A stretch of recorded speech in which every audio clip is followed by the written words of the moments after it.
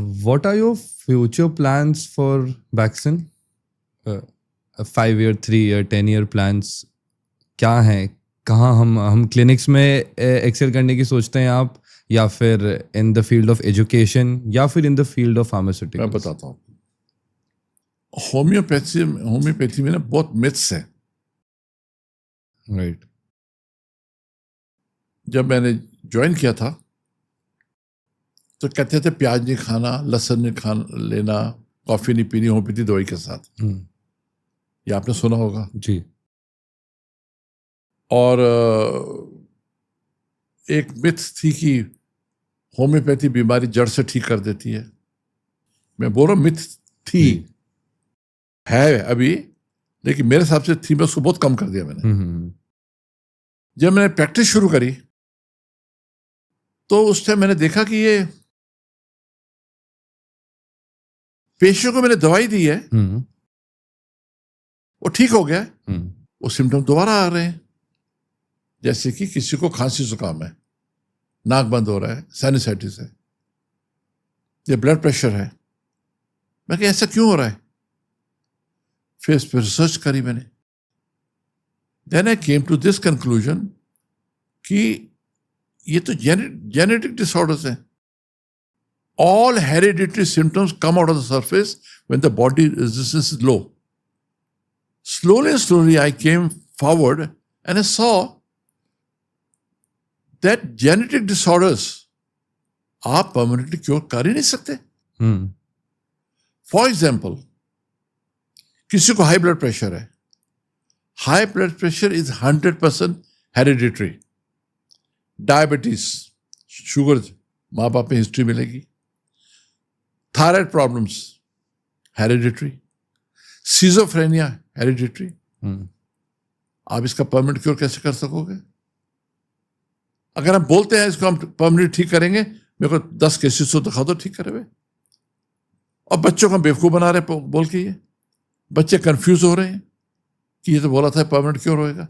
ऐसे ही autoimmune disorders हैं. Allergies is a very big field. उसमें एस्थमा भी आता है, रेस्पिरेटरी सिस्टम भी आता है, स्किन भी आता है, पेट भी, और आर्थराइटिस ग्रुप भी आता है. ये सारा घूमती रहती है. मेरी रिसर्च है ये. और आप अस्थमा को ठीक कर दिया तो स्किन प्रॉब्लम शुरू हो जाती है. दोनों को ठीक करा तो पेट शुरू हो जाएगा. तो जो पेशेंट की हिस्ट्री लो तो चारों चीजें मिलती हैं. स्किन भी मिलती है, रेस्पिरेटरी भी, स्टमक एंड जॉइंट. और फैमिली हिस्ट्री का देखो तो चारों भरी पड़ी हुआ. ये मैंने कहा तो बहुत कुछ ठीक करना है हमको. ये नहीं खाना, वो नहीं खाना. और फिर बोला कि कॉम्बिनेशन होम्योपैथी में यूज नहीं होने चाहिए, सिंगल मेडिसिन देते हैं. मैंने पढ़ा doctor Hahnemann, the founder of homeopathy, उनकी 3 दवाएं बड़ी फेमस दवाई हैं, मर्कसॉल, हिपासल एंड कॉस्टिकम. इससे कॉम्बिनेशन मेडिसिन 3 दवाइयां मिक्स करके बनाई हुई हैं. Mercury, nitric acid, strong solution of ammonia is Merc sol. तो मैं कहा हनीमैन ने अगर बनाई है तो नया आदमी क्यों नहीं बना सकता? फिर मेरे दिमाग में definition I, a combination of 2 medicine और 3 medicine no longer remains a combination, it becomes a new medicine provided it is proved and reproved by the proof that it works. So I wanted to make homeopathy a simple science. It's a very tough science. बच्चे confuse हो जाते हैं. खांसी दोपहर को आ रही है कि रात को आ रही है, बलगम वाली है, कौन सी रंग की बलगम है?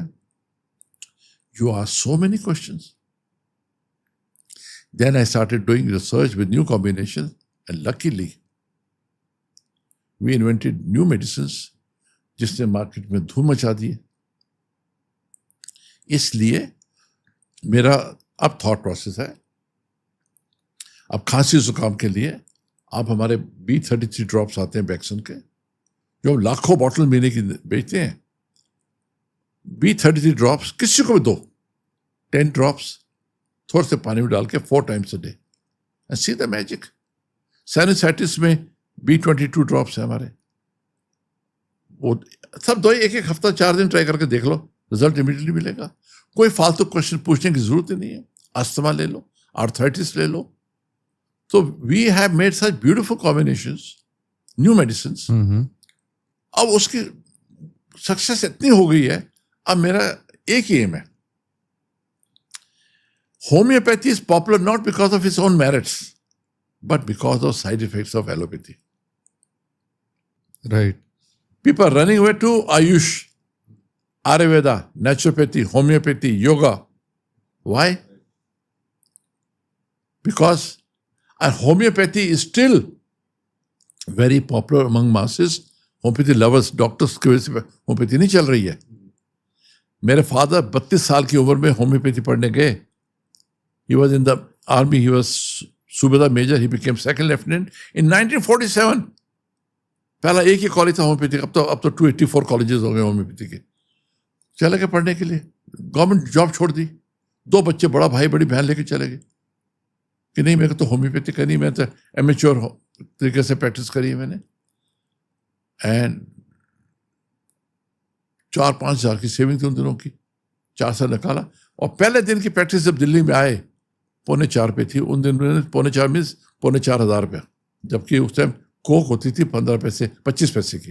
राइट. 10 पैसे का होता था. मेरे टाइम में था 10 पैसे का समोसा और 25 पैसे. उनके टाइम में तो और सस्ती होती थी. सस्ता जमाना था. तो अब बात मैं ये बोलना चाह रहा हूं कि मेरे फादर अगर 32 साल की उम्र में पढ़ के आज 36 साल की उम्र डॉक्टर बने और स्ट्रगल करके, पैशन था ना जिसको कहते हैं पागलपन, और वो डॉक्टर बने और क्या नाम कमाया उन्होंने. और मेरे अब तो 3 जनरेशन, मेरी बेटी भी डॉक्टर बन गई, मेरी बेटियां सब डॉक्टर्स हैं. And they are with me, they are in the industry also. So मेरा जो एम है वो पैसा नहीं है, please understand. We are touchwood very comfortable. जब मैं बोलता हूँ मुझे बैंक की जरूरत नहीं है, मैं बैंक के बना कंफर्टेबल हूँ. अब मेरा एम है कि ये दवाइयाँ जो मैंने निकाली हैं इसको घर घर लेके जाना है कि होम्योपैथी लवर्स इसको और यूज करें. सिंपल दवाइयाँ, रेडीमेड फॉर्मुलेशंस हैं, कितनी चल रही है हमारी वो, और डॉक्टर्स भी यूज कर रहे हैं.